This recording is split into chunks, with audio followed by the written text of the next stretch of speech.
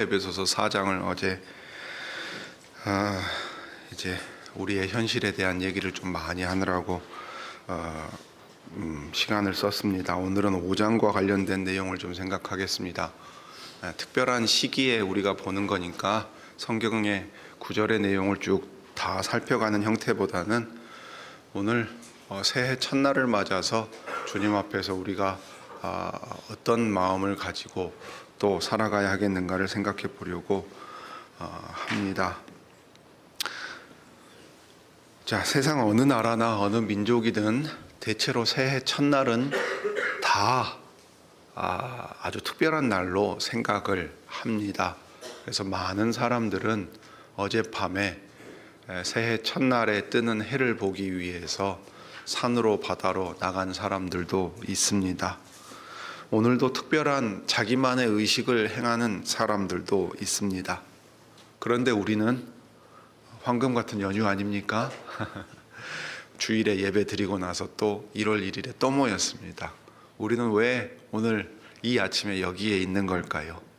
아마 새해 첫날 이 아침을 하나님 앞에 모여 예배함으로써 우리의 시간 전부가 삼위 하나님의 것이라는 것을 이 예배 가운데 고백하기 위해 모였을 것입니다. 그리고 다른 하나는 우리의 혈족과 친족의 경계를 넘어서 주 예수 그리스도 안에서 우리를 하늘 아버지의 자녀 삼아주신 것을 기억하며 여기가 명절 때 가족들이 모이는 자리인 것처럼 하나님의 가족이 모여서 하나님 앞에서 이 새해를 어떻게 살아야 할 것인지를 또 생각해 보는 자리라고 우리가 마음을 먹어서 모였을 것입니다. 도대체 우리에게 무엇이 새로울까요? 어제도 오늘과 동일한 날입니다. 같은 24시간이고 하루고 달라질 것은 없지요. 그런데 어제는 2023년 12월 31일 한 해의 마지막 날이라고 우리는 기억하고, 오늘은 2024년 1월 1일 새해의 첫날이라고 따로 구별해서 부릅니다. 이 구별은 모든 나라가 다 구별해서 부릅니다. 계산하는 시기가 좀 다를 뿐이어서 그렇지요. 자, 그럴 때 그러면 그리스도인인 우리에게는 무엇이 새로운가 하는 걸 에베소서 본문을 통해서 우리가 좀 생각해 볼 수 있습니다. 자, 그래서 그 새로움에 대해서 생각하고 그 다음에 시간에 대해서 특별히 언급하는 이제 하나님의 말씀들이 있는데, 그 가운데서 이제 교회와 신자의 삶과 관련해 얘기하는 에베소서 5장의 내용을 잠깐 생각하려고 합니다. 그래서 우리에게 분명히 이 시간은 당연한 것처럼, 마치 우리 자신의 것인 것처럼 주어져 있지만, 우리가 표현하듯이 이 시간은 우리가 원해서 가지게 된 것도 아니고 반납할 수 있는 것도 아니어서 말 그대로 주어진 것이라는 것을 생각해 보려고 합니다. 자, 우리는 도대체 왜 다른 사람들과 달리 부모님을 만나러 가거나 야외에 캠핑을 하러 가거나 새로운 무언가를 하러 가지 않고 여기 예배당에 모여 있을까요?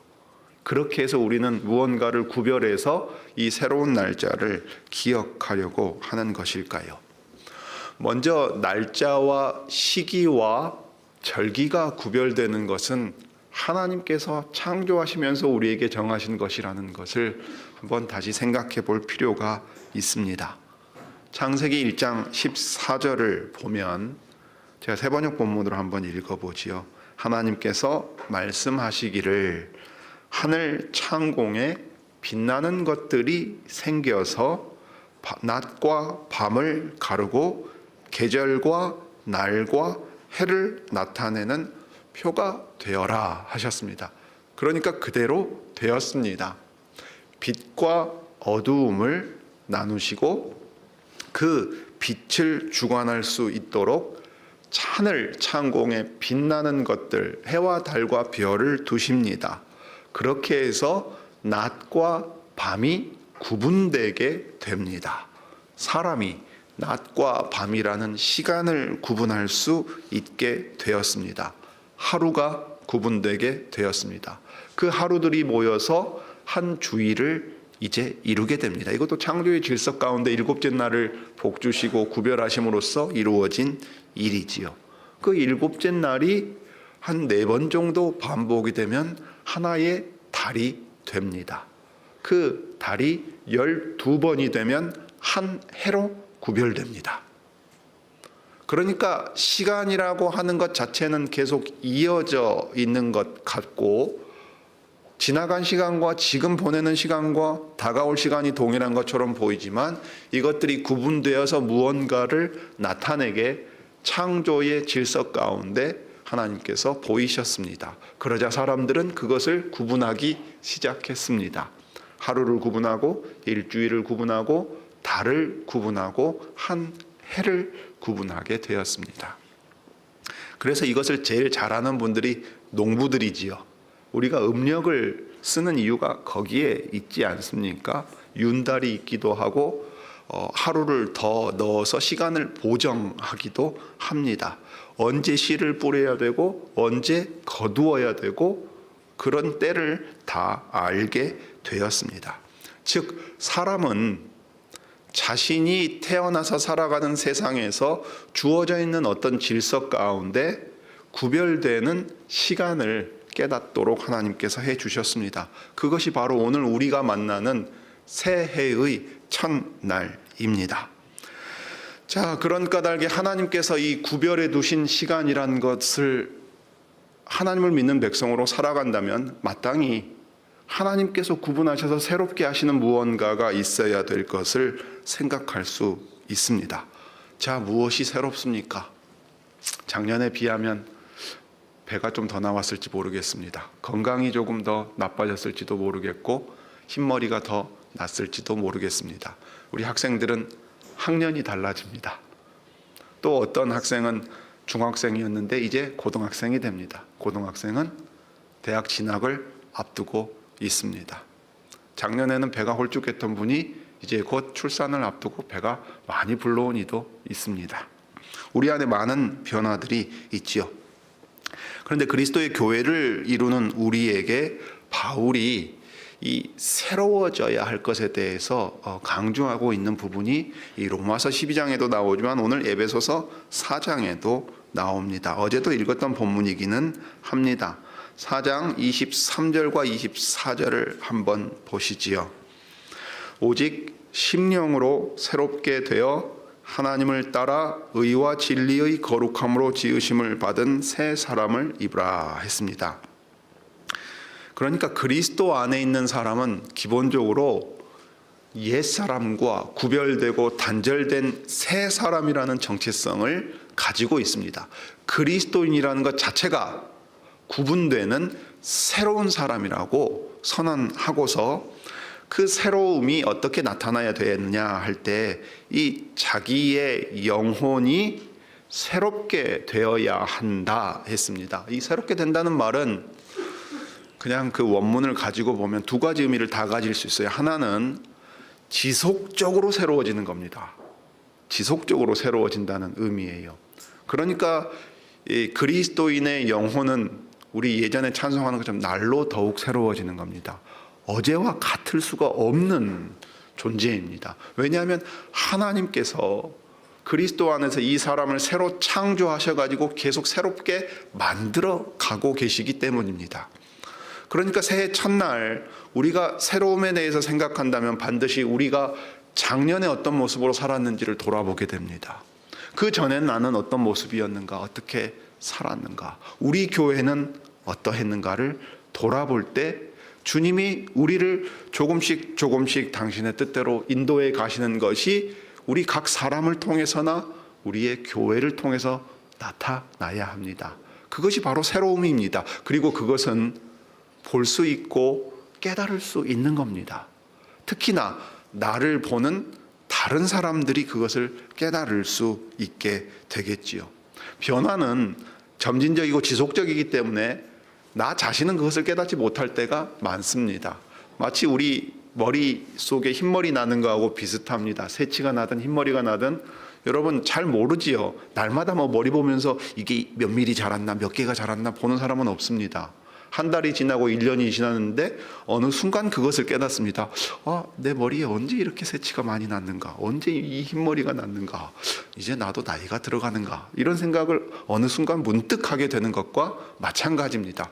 계속 변하고 있는데 그 변화한 것을 갑자기 깨닫게 되는 순간들이 생기지요. 자, 그리스도 안에서 우리를 구별된 새 사람으로 지으셔서 이 새 사람이라는 것은 계속해서 새로워져 가는 겁니다. 그러니 에베소서에서 표현된 대로 한 새 사람으로 지으신 교회는 어떻겠습니까? 마땅히 주님의 말씀을 받고 한 해 한 해가 지나면 계속해서 그 받은 대로 우리 자신은 다 깨닫지 못하는데 무언가 깨닫고 무언가 행하고 있습니다. 어제 목사가 여러분에게 권면할 때 많이 강하게 말한 내용도 있었을 것입니다. 그러나 낙심하지 마십시오. 여러분은 주님의 말씀을 듣는 회중입니다. 심지어 목사에게 강한 권면도 들을 수 있을 만큼 여러분의 마음이 부드러운 회중입니다. 그러하기에 목사가 하나님의 말씀을 생각하며 교회가 나아갈 길을 말할 때 여러분을 책망할 수도 있고 권면할 수도 있는 겁니다. 말씀을 듣지 않는 회중 앞에서는 그 어떤 얘기도 하기 어렵습니다. 여러분이 자라왔고 자라갈 수 있는 교회이기에 그러한 이야기도 들을 수 있습니다. 바울은 우리의 영혼이 계속해서 새로워져야 된다고 말합니다. 그리고 놀랍게도 이 새로움이라는 것을 표현할 때, 그리고 24절에 이 새 사람이라는 말은 이전으로 돌아가지 못합니다. 새 사람이 옛 사람이 되는 게 아닙니다. 그러니까 완전히 단절돼 가지고 이전과는 분리되어 버린 어떤 모습이 우리에게 있어요. 그런데 문제는 새 사람인데 새 사람답지 않게 살아가려고 하는 것들이 나타난다는 겁니다. 새 사람인데 옛 사람 같이 사는 거예요. 여러분, 한국 사람인데 한국 사람 아닌 것처럼 영어를 써요. 그러면 얼마나 어색하고 이상합니까? 그렇죠? 그런 것과 비슷한 거예요. 새 사람인데 새 사람처럼 모습을 보이지 않고 옛 사람처럼 보이는 건 후퇴 정도가 아니지요. 그건 아주 기이한 일인 겁니다. 그래서 바울이 그런 얘기를 지적을 해요. 도리어 새 사람에게는 무엇을 기대하느냐? 그의 영혼이 앞에 직분자의 사역을 통해서 그리스도의 말씀을 공급받고, 그래서 성령의 인도하심 아래서 무언가를 계속 생각하고 깨닫고 돌이키고, 그래서 발전해 갑니다. 교회로 보면 자라가고 서로 세워가면서 교회다운 모습을 나타낼 수 있게 됩니다. 그래서 무엇을 입으라고 말하느냐? 새 사람을 입는다 할 때 그 새 사람이 가지고 있는 모습을 24절에서 보여줍니다. 하나님을 따라 가지고서 참된 의로움과 거룩함이라고 하는 것이 새 사람의 특징으로 드러납니다. 여기 진리의 거룩함이라고 되어 있는데 이게 이제 번역을 좀 바로잡을 필요가 있습니다. 이 번역은 참된 의로움과 참된 거룩함입니다. 의로움과 거룩함이라고 하는 것이 새 사람인 주님의 몸을 이루는 지체들 각자에게 이제 나타나고, 그들이 한 몸을 이룰 때 이것이 더 분명하게 증거되어서 교회로 나타나야 되겠다 하는 것을 보여주고 있지요. 도대체 이것이 어떻게 이렇게 나타날 수 있고 계속해서 새로워져 갈 수 있습니까? 사실 우리는 이게 얼마나 어려운 일인지를 압니다. 우리는 평생토록 새해 결심을 해본 사람들 아닙니까? 새해 첫날 작년처럼 살지 않겠다고 작심하고 무언가를 해보려고 하는데 안 되지요. 운동을 계획했다가 꾸준히 하지 못하는 일도 있습니다. 오죽하면 우리가 제일 잘 아는 사자성어 중에 작심삼일이 있습니다. 마음 먹고 3일도 제대로 못 해본다는 얘기를 우리는 너무도 잘 압니다. 그런데 어떻게 계속해서 새로워져 갈 수 있고 계속해서 새 사람다운 모습으로 변화될 수 있습니까? 그래서 이 새 사람이라고 하고 새로워진다고 할 때는 어제와 오늘이 같지 않다는 의미에서 계속 새로워진다는 의미입니다. 그러니까 정말로 놀라운 얘기인 거지요. 그런데 그냥 우리가 마음 고쳐 먹어야 되겠다, 올해는 그렇게 살면 안 되겠다 생각한다고 될 수 있는 일이 아니라는 것을 우리에게 분명히 보여줍니다. 교회의 맥락에서 있습니다.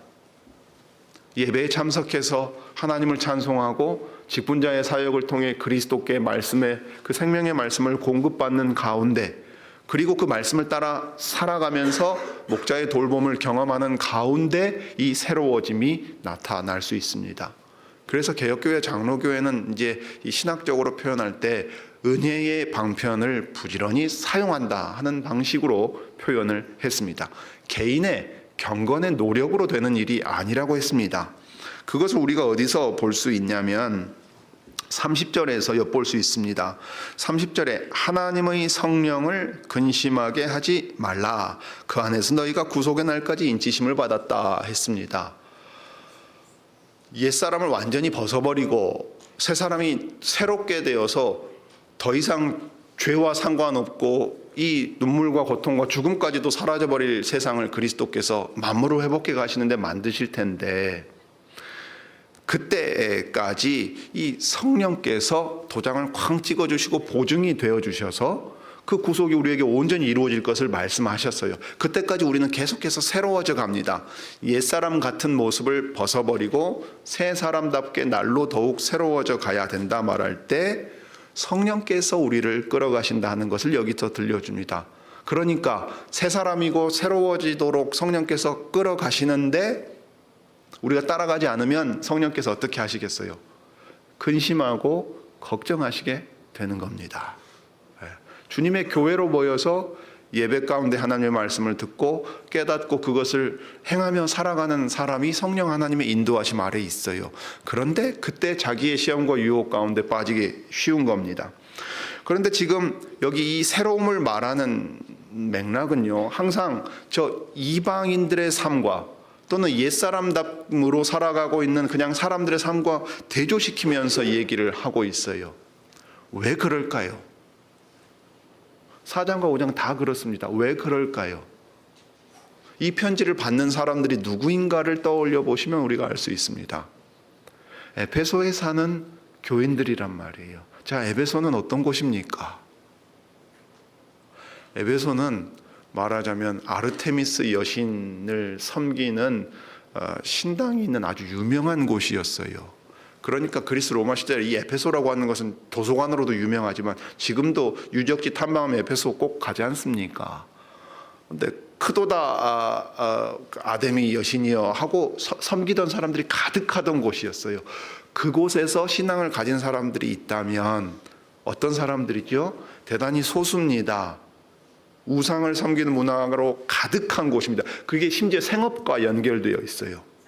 생업과 연결되어 있는 도시에 살아가는 사람들이에요. 그러면 거기서 살아가는 사람들에게 있어서는 가장 직접적인 도전이 뭡니까? 모여서 예배할 때는 아무런 문제가 없어요. 너무 좋아요. 오히려 계속 여기 있고 싶겠지요. 문을 열고 나가는 순간 여신상을 만들어 팔고 거기를 방문하기 위하여 찾아오는 수많은 사람들 때문에 먹고 사는 사람들이란 말이에요. 그런 문화 속에서 살아가야 돼요. 내가 예수 믿는 신자입니다라는 것을 드러내면서 산다는 것이 얼마나 어렵겠습니까?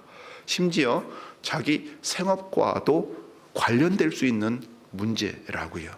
타협할 수 있는 여지가 너무도 많은 거예요.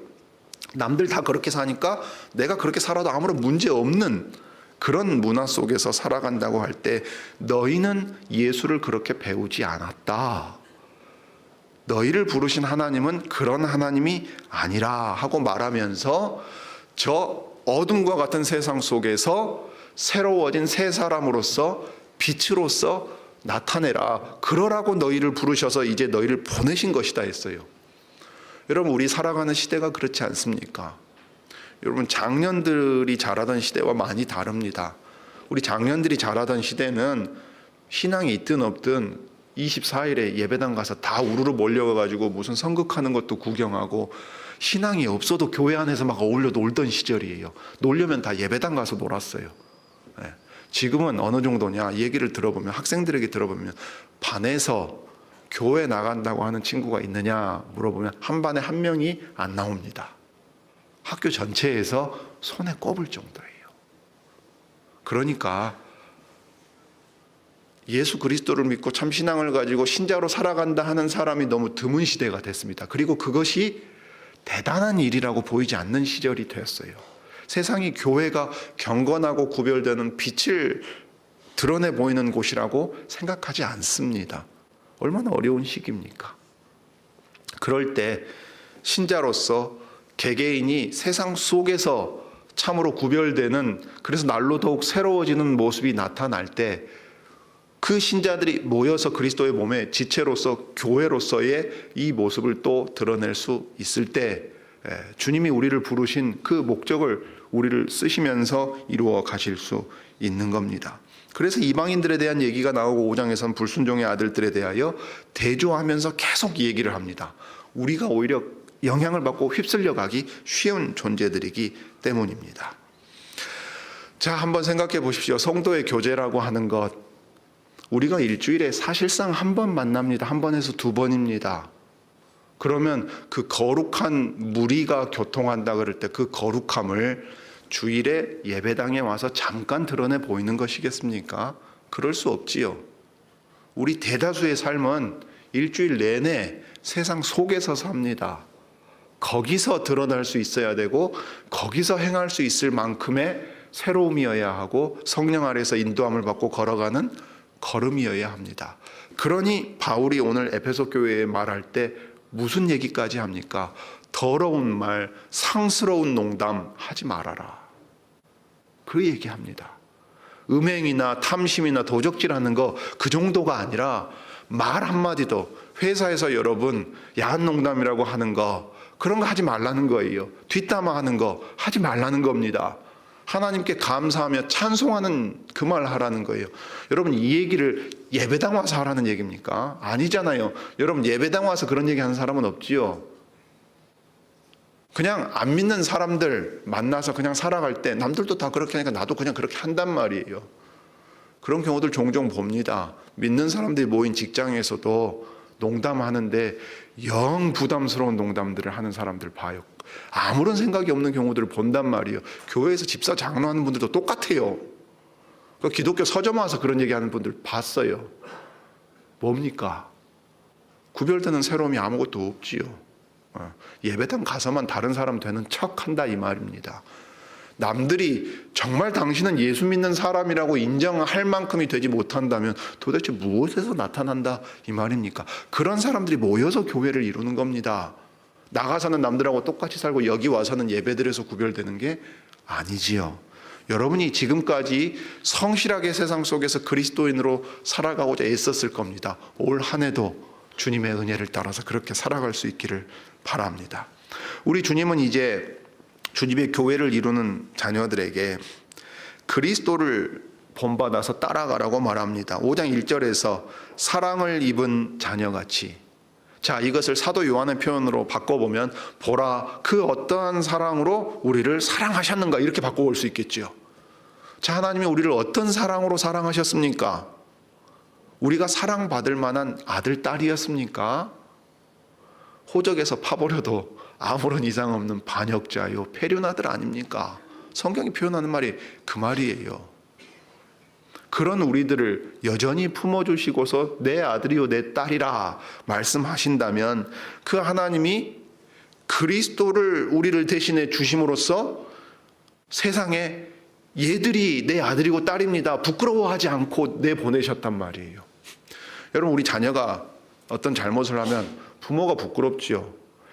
그 자식한테 예전에 이런 말 종종 합니다. 야, 어디 가서 네가 내 아들이라고 말도 못하겠다 부끄러워서. 이런 표현 쓰잖아요. 근데 하나님은 부끄러워하지 않으세요. 우리 살아가는 모습을 본다면 여러분, 우리가 하나님처럼 할 수 있을까요? 우리가 하나님 우리의 아버지셔서 우리 하는 행동으로 우리 아버지의 이름이 욕을 먹는다고 생각하면 정말로 우리가 이렇게 생각하고 살아갈 수 있을까요? 하나님 두려워하지 않고 살 수 있을까요? 지금 그 얘기를 하는 겁니다. 5장 2절에서 그리스도께서 너희를 사랑하신 것 같이 너희도 사랑 가운데서 행하라.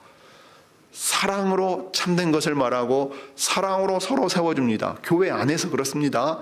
세상으로 나아가서도 사랑 안에서 그리스도께서 우리를 받아주시고 용납하시고 자기를 내어주신 것처럼 이것까지도 참고 이것까지도 용납하고 인내하면서 사랑으로 살아야 하겠다는 그 마음을 다시금 품게 하십니다. 그래서 그리스도께서 하신 것까지 우리가 할 수 있는 자리로 나아가라고 말합니다. 왜 못하냐고 혼내지 않습니다. 목표가 거기니까 계속해서 전진해 가라고 말씀하십니다. 작년이 다르고 올해가 다르고 올해와 내년이 달라야 한다고 지금 우리에게 말씀해 주십니다. 그러면서 어둠에 속한 일들에 발을 담그지 말라고 말씀하십니다. 빛이 아니냐 했어요. 여러분, 어둠은 구분되지 않는다는 특징이 있습니다. 그러니까 항상 못된 짓 하면 어떻게 합니까? 남들이 못 알아보게 다 감추잖아요. 옛날에 뉴스에 보면은 도박장 하우스 하면 어떻게 합니까? 다 빛도 차단되게끔 다 막아버려요. 시계도 없애고 아무것도 없게 다 없애버려요. 그래서 피차 너나 나나 똑같이 여기서 어둠 가운데 뒹굴고 있는 거니까 누가 누구를 욕할 필요가 없거든요. 근데 거기에 누군가가 커튼을 촥 젖혀가지고 빛이 들어오게 만들면 무슨 얘기를 하겠어요? 영화의 한 장면처럼 되는 거죠. 막 쌍욕이 나오면서 누가 커튼 걷었어, 막 빨리 앉혀, 막 그런단 말이에요. 자기의 어둡고 더러운 것들이 다 드러날 때는 그때는 부끄러운 걸 아는 거예요. 그 안에서 그냥 같이 뒹굴고 어울릴 때는 모릅니다. 그런데 빛이 들어와가지고 드러나게 되면 그때는 부끄러워한단 말이죠. 그러니까 우리는 하나님 앞에서 부끄러운 것이 무엇인지를 깨닫고 부끄러운 일에 가담하지 말라 말합니다. 말 한마디에 조차도 하나님 앞에 드려지는 제사가 되게 하라고 지금 얘기하면서 언급하고 있습니다. 그래서 빛에 속한 일들을 찾아가야 됩니다. 여기서 우리의 새로움이 드러납니다. 남들이 다 한다고 해서 나도 해도 괜찮은 일이라고 생각하지 않는 거예요. 자, 그럴 때 우리에게 무엇보다 시간이 주어져 있습니다. 그리고 이 시간은 무한정 주어져 있지도 않습니다. 시간이든 건강이든 다른 어떤 것이든 다 그리스도 주님 안에서 하나님이 우리에게 주신 복된 것입니다. 이 복된 것은 사명을 수행하라고 주시는 것이지요. 그래서 특별히 15절을 보겠습니다. 그런즉 너희가 어떻게 행할 것을 자세히 주의하라 했습니다. 여기 행한다는 말로 번역을 했는데 걷는다는 말입니다. 구약의 히브리식 표현입니다. 사람은 자기의 길을 걸어갑니다. 그리고 우리의 길은 목적지가 있는 길입니다. 그리스도를 목표점으로 해서 그리스도에게 도달하기까지 우리 개인과 교회가 계속해서 걸어가고 자라가야 하고 새로워져 가야 합니다. 자, 그럴 때 우리에게 특별히 주의하고 분별하라고 말합니다. 우리에게 주신 지성을 사용해야 됩니다. 생각해야 한다고요. 어떤 번역은 이거 되게 생각하라는 말로 얘기를 했습니다. 바울은 그 점을 자주 강조합니다. 신앙은 생각하지 않고 그냥 목사가 말하는 거 따라가면 된다, 그렇게 말하는 거 아닙니다. 하나님의 말씀의 의미가 무엇이고 그것이 우리에게 무엇을 가르치시는가를 항상 생각하고 깨달아서 가야 합니다. 우리 주변의 세상의 변화에 대해서, 사람들의 행동에 대해서 나의 성품과 기질과 대화와 관계와 하는 행동에 대해서 각별히 유의하고 생각하고 반성하고 살펴야 합니다. 그러니까 그리스도인은 신중한 사람이 되는 거예요. 말 한마디에 있어서도 상대방을 사랑하고 배려하는 가운데 교회를 세워가기 위하여, 상대방을 인정하고 존중하기 위하여 말하는 사람이라고요. 그러니까 아마도 세상에서 가장 이 얘기를 들을 수 있는 사람이 그리스도인이어야 됩니다. 참 예쁘게 말한다, 참 예의 바르게 행동한다, 참 성실하게 산다, 참 진실하게 산다는 말을 들을 수 있는 사람이 그리스도여야 되는 거지요. 그리고 그 사람은 시간을, 하나님께서 주신 모든 좋은 것들을 허비하거나 낭비하지 않는 사람입니다. 왜냐하면 15절에 지혜 있는 자로 살아가는 사람이기 때문입니다.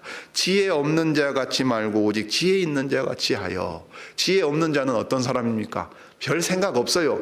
그냥 하고 싶으면 하는 거지 뭐 그렇게 따지냐, 아이고 세상 복잡하게 그렇게 살 필요 뭐 있냐 말하는 사람 보고 지혜 없다고 말합니다. 성경은 누구 얘기도 안 들어요. 아버지가 뭐라고 하고 어머니가 뭐라고 하고 나 하고 싶은 대로 사는 거예요. 이게 지혜 없는 자고 어리석은 자고 성경이 말할 때 악한 자입니다. 성경이 말하는 지혜 있는 자는 부모를 통해 하나님의 말씀을 듣고 지혜와 명철이 있는 사람입니다. 주의하고 분별하고 생각하는 사람이고 반성하는 사람입니다. 그런 사람이 어떻게 살아갑니까? 16절에 이렇게 살아가라고 말합니다. 모든 좋은 기회를 굳게 붙잡고 최선을 다해 살라고 말합니다. 여기 세월을 아끼라 하는 말이 그 말입니다. 하나님께서는 시간을 주셨습니다. 사람들은 이렇게 말합니다. 부모에게 물려받는 재산은 다 달라요. 그러니까 우리가 태어난 출생을 따지고 금수저, 흙수저 농담처럼 얘기하지만 뼈아픈 농담이라고 얘기합니다. 그런데 아주 동등하게 모든 사람에게 똑같이 주어져 있는 게 있습니다. 그게 뭡니까? 시간입니다. 시간입니다. 시간은 누구에게나 다 동등하게 주어져 있습니다. 그래서 시간이 마치 내 것인 것처럼 생각하고 이 시간은 별로 값지지 않고 그냥 당연한 것처럼 생각합니다. 그런데 놀랍게도 하나님께서 이 시간을 정하시고 주시고 거두시기도 하십니다. 그러니까 이 시간이라고 하는 것은 하나님께서 우리에게 주신 것 중에 가장 값진 것이라고 할 수 있습니다. 사람이 인생에서 제일 후회하는 건 무엇입니까? 시간을 되돌릴 수만 있다면 그때 그렇게 하지 않았을 것을. 그렇게 말한다고요. 결코 할 수 없는 것이 있다면 시간을 되돌리는 것입니다. 우리가 주께 받은 것 중에 가장 귀한 것 중 하나가 바로 우리의 시간입니다. 올 한 해의 시간이라고요.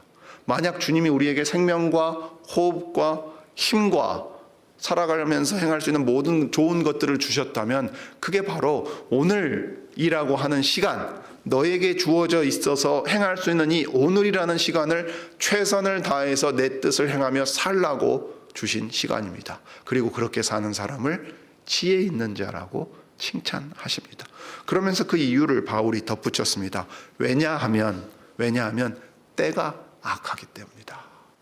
사람들은 시간이건 자신의 육체건 자기에게 있는 모든 것을 자기 것이라고 생각하고 자기 뜻대로 살아갑니다. 그래서 세상이 어둡습니다.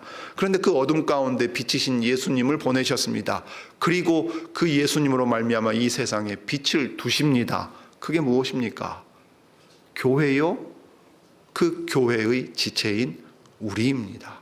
우리를 통해 빛이 드러나게 하시는 거예요. 그러니까 그 앞에 뭐라고 나왔어요? 빛의 자녀들이라. 빛의 열매를 맺어서 그 빛을 증거하라고 말씀하고 계십니다. 그러니 지혜로운 사람은 우리에게 주어진 시간을 최선을 다해 선용하고 활용하여 주를 기쁘시게 하는 사람입니다. 자, 그런데 그것이 어떻게 가능한가? 우리가 이제 마지막으로 보겠습니다. 이거 아주 중요한 내용인데요. 17절, 때가 악하기 때문에 이 주어진 시간을 힘써 선용하라 했습니다. 그것은 이제 나이가 들어갈수록 우리가 잘 아는 바 아니겠습니까? 그런데 인생을 돌아보면 사실 우리가 주를 힘써 섬길 만한 시간이 얼마나 되는가 생각해보면 막상 없습니다. 어려서는 세상 모르고 그냥 먹고 싸고 잘하는데 그게 다인 것처럼 보입니다. 학교 다니는 시간 계산해 보십시오. 그러고 나면 젊은이가 되어 있습니다. 지금이야 좀 사정이 다릅니다마는 혼인하여 자식 낳고 보면 40대가 됐습니다. 좀 있으면 퇴직 생각하고 노년 생각할 때가 됩니다. 제 아무리 평균 수명이 늘어났다 해도 70, 80 전에 60만 넘어가면 건강 걱정하고 무슨 일을 힘써 하기 어려운 시절입니다. 평생을 돌아보면 몇 마디로 얘기할 수 있을 만큼 인생이 별것 없습니다. 그 인생이 뭐가 대단해서 주를 위해 주님 기쁘시게 할 만한 대단한 것을 했다고 말할 수 있는 사람이 누가 있겠습니까? 내 평생의 마음을 오롯이 쏟아서 주를 위해 정말로 내 가진 걸 다 드렸다고 말할 시간이 또 얼마나 있겠습니까? 그러하기에는 조금 있으면 몸이 아프고 조금 있으면 할 수 있는 힘이 없고 조금 있으면 무엇이 없고 무엇이 안 되고 인생이 전부 그런 것 투성이었습니다. 그런 까닭에 지금 오늘이라고 하는 시간을 주셨고 그 오늘이라는 시간에 주님의 뜻을 행할 수 있거든 그곳으로 주를 따라가라 말씀하십니다. 그러면서 주의 뜻이 무엇인가 이해하라고 말합니다. 계속해서 말씀을 공급받음으로써 주님의 뜻을 깨달아가라고 말합니다. 그래야만 새로워지고 새롭게 행할 수 있기 때문입니다. 자, 그럴 때 18절이 우리 인생에서 둘을 확 가르는 분기점이 된다는 것을 구별해 보여줍니다. 술 취하지 말라 그럽니다. 이 술 취하지 말라는 것과 무엇을 대조시키고 있습니까? 성령의 충만함을 받으라를 대조시킵니다. 자, 술 취하지 말라고 말하는 이유가 무엇입니까? 술 취하는 것 자체가 방탕한 것이 아닙니다. 사실은 이렇게 번역하는 게 좋습니다. 새 번역이 또 그렇게 번역을 하긴 했습니다. 술 취하지 말라. 만약 술 취한 채로 살면 어떤 결과에 이릅니까? 방탕하게 된다는 거예요. 그럼 이 앞에 세월을 아끼라, 때가 악하기 때문이다 라고 말했는데 술 취하게 되면 무엇이 되는 거예요? 네 인생에 그 젊은 날에 육체에 힘이 있고 정신이 총기가 있어가지고서 뭐든 할 수 있을 것 같은 그때에 네 하고 싶은 대로 술 먹고 방탕 놀면 결국 남는 게 무엇이냐? 네 몸은 병들고 정신의 총기는 사라지고 무엇 하나 제대로 해놓은 것 없이 그냥 놀고 먹고 즐기던 삶 그거 하나 남지 않았냐? 그게 바로 방탕한 거 아니냐? 낭비하고 허비해가지고 다 날려버린 것 아니냐 하는 거예요. 그러면 그 반대로 그러면 신자가 어떻게 해야 자기에게 주어진 오늘이라고 하는 시간을 주님의 뜻을 살피고 헤아려서 행할 수 있는 시간으로 삼을 수 있느냐? 무엇이 그 시간을 새롭게 만들 수 있느냐 할 때 성령께서 너희 안에 충만히 계실 때 그게 가능하다 하는 얘기예요. 술 취하게 되면 결국 남는 건 방탕한 뿐이다 라고 말하는데 성령의 충만함을 받으면 그 열매로 무엇이 나타나는 것을 봐라 하는 거예요. 앞에 새로움, 새 사람을 입고 마음의 이 심령이 새로워져야 한데도 결국은 이 성령의 충만함을 따르는 거예요. 지혜 있는 자가 되어 성령의 충만함 아래에 있을 때는 하나님의 말씀을 듣고 깨닫는 자가 그렇게 살아갑니다. 자, 19절 이하에서 21절의 내용을 보시죠. 시와 찬미와 신령한 노래들로 서로 화답하며 너희의 마음으로 주께 노래하며 찬송하며 모든 일에 우리 주 예수 그리스도의 이름으로 항상 아버지 하나님께 감사하며 그리스도를 경외하기 때문에 피차 복종하는 삶이 어떻게 해야 가능합니까? 여러분 28절이 중요한 이유가 여기에 있습니다. 성령의 충만함을 받을 때 이러한 삶이 가능하다고 말하는 거예요. 여기 21절은 22절 이하에 나오는 관계를 규정하는 모든 데 해당되는 내용입니다. 우리 혼인 서약할 때 이 본문 가지고 말하기도 합니다. 이 비밀이 크도다 내가 그리스도와 교회에 대하여 말하노라 라고 할 때 신랑과 신부와의 관계가 그리스도와 교회와의 관계의 기초에 있다고 말하지요. 그 관계가 어떻게 가능하느냐 할 때 여기 성령의 충만함을 받기 때문에 가능한 거예요. 그리스도와 교회와의 관계가 그러합니다. 신랑과 신부와의 관계가 그러해요. 자, 부모와 자식 간의 관계가 그러합니다. 사업주와 고용인과 피고용인의 관계가 그러하다고요. 우리의 모든 삶을 아우르는 근본 원리가 뭐냐 할 때 성령의 충만함을 받으라 하는 겁니다. 그럴 때 지혜 있는 자가 되고 하나님의 뜻을 분별할 수 있게 되고 자라가게 되고 서로 섬길 수 있고 새로워져서 세상 사람들이 너희는 우리와 다른 사람이구나. 어떻게 하면 그렇게 살 수 있는가? 나에게도 알려달라. 묻게 된다. 지금 말씀하고 계시는 거예요. 그러니 이 성령의 충만함은 다시 4장으로 올라갑니다. 그리스도께서 선물로 주신 직분자를 통해 교회가 말씀을 받는 가운데 이 성령의 충만함을 경험하게 됩니다. 말씀이 성령의 충만함과 분리될 수 없다고요. 말씀을 듣고 깨닫는 일이 살아가는 일과 분리될 수 없습니다. 살아가는 일이 교회를 이루는 것과도 분리될 수 없습니다. 그러므로 여러분 올 한 해 하나님의 말씀을 듣고 깨닫고 씨름하는 가운데 우리 성령께서 그 뜻을 알려주시고 또 여러분들을 인도해 주심으로써 성령의 충만함 가운데 살아가실 수 있기를 바랍니다. 어둠에 속한 일이 무엇인지를 깨달아서 버릴 수 있기를 바라고 빛에 속한 일들은 더욱 열심히 힘쓸 수 있기를 바랍니다.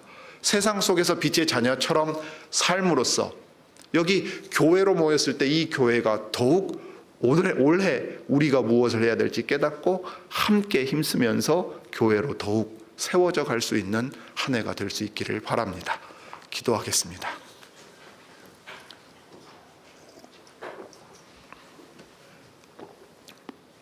사랑이 많으신 하나님, 우리 아버지, 하나님을 본받고 따르라 말씀하실 때에는 독생자 예수 그리스도를 내어주시고 자기를 반역하고 아버지를 부인하고 아버지를 욕하고 돌아서며 자기 뜻대로 살았던 그 자녀들을 품으시고 그 마음을 돌이키게 하신 그 하나님의 사랑을 본받으라 하심이옵니다. 저희들이 올 한 해 또 새해가 시작되었을 때 교회로 모여서 이 예배 드릴 때는 기쁨이 가득하다가 다시 출근할 생각, 학교에 갈 생각, 또 내가 있어야 할 자리로 돌아가야 할 때에는 다시금 우리 마음에 스트레스가 가득할지도 모르겠습니다. 세상을 정죄하고 악하고 더럽다고 비난하는 일은 너무도 쉽습니다. 그러나 그 안에서 빛의 자녀들답게 마음을 가지고서 살아가려고 하면 참으로 싸워야 될 것들이 많고 힘써야 할 일들이 많습니다. 그리하여 우리 마음 가운데의 기쁨과 또 주님 주시는 그 즐거움이 생겨나기 어려울 때도 너무도 많습니다. 주님, 참으로 주님의 말씀을 통해 성령께서 우리에게 주시는 새로운 힘을 받을 수 있게 하옵소서. 그리스도께서 말씀과 성령으로 저희를 계속해서 씻으시고 빚으시고 자라게 하셔서 우리 각 사람과 이 남부개혁교회를 새롭게 해 주시기를 구합니다. 하루하루 더딘 것처럼 보일지라도 돌아볼 때에는 주의 은혜가 아닌 것이 없음을 고백하옵니다. 우리의 올 한 해도 주님 받아 사용해 주시고 써주시며 참으로 올 한 해 세월을 아끼고 주께서 주신 모든 좋은 것들을 허비하지 않는 주님의 백성들이 되게 하옵소서. 주 예수님의 이름으로 기도드립니다. 아멘.